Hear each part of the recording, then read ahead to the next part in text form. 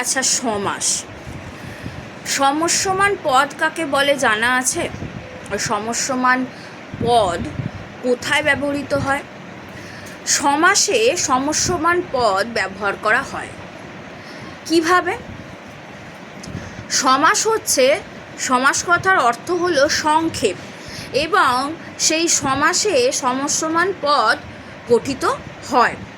দুটো সমস্যমান পদ যুক্ত হয়ে একটা নতুন সমস্যমান পদ গড়ে উঠলে, নতুন শব্দ গঠিত হলে এবং সেটা অর্থপূর্ণ হলে তাকে আমরা সমাস বলি, তাই তো?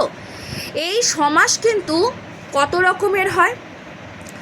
এই সমাস হচ্ছে তৎপুরুষ সমাস, দ্বিগু সমাস, দ্বন্দ্ব সমাস, কর্মধারয় সমাস, বহুব্রীহি সমাস, নিত্য সমাস, অব্যয়ীভাব সমাস, অলুক বহুব্রীহি সমাস ইত্যাদি, বাক্যাশ্রয়ী সমাস। ঠিক আছে? এই সমাসগুলো কিন্তু জানতে হবে, ভীষণ ইম্পর্টেন্ট।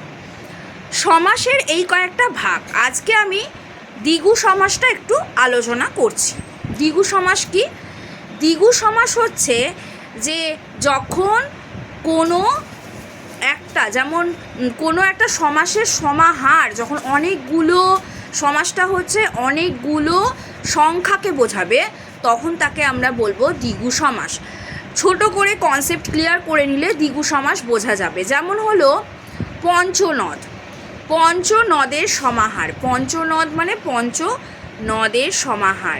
একটা নদ ওখানে নেই, 5টা নদ একত্রিত হয়েছে ওই জায়গায়, সেই কারণে বলা হচ্ছে পঞ্চনদের সমাহার। একত্রেই 5টা নদকে বলছে। আবার দেখো, যখন সমাহার কথাটা থাকবে তখন হবে দ্বিগু সমাস। আবার যখন ত্রিনয়ন বলবো তখন ত্রিনেত্রের সমাহার, তাকে আমরা বলবো দ্বিগু সমাস। আবার যখন সেতার বলবো, সেতার কথাটা হচ্ছে দ্বিগু সমাস। এই সেতার কিন্তু খুব পরীক্ষায় আসে, সে অর্থে হলো 3। ঠিক আছে? এইখানে কিন্তু সমাসের ক্ষেত্রে হলো 3, এবং সে অর্থে 3 তারের সমাহার বা সেতার, সে বা 3 তারের সমাহারকে বলা হয় সেতার। সেই কারণে কিন্তু এটা হবে দ্বিগু সমাস। আশা করি তোমাদের বুঝতে অসুবিধা হওয়ার কথা নয়। আবার যদি আমরা বলে থাকি পঞ্চবটী, পঞ্চবটের সমাহার হলো পঞ্চবটী, পঞ্চবটী হলো পঞ্চবটের সমাহার।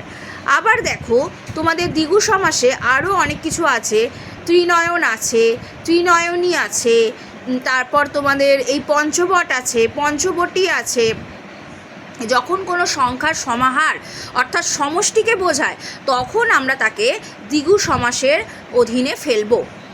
আশা করি দ্বিগু সমাসটা বুঝতে অসুবিধে হয়নি।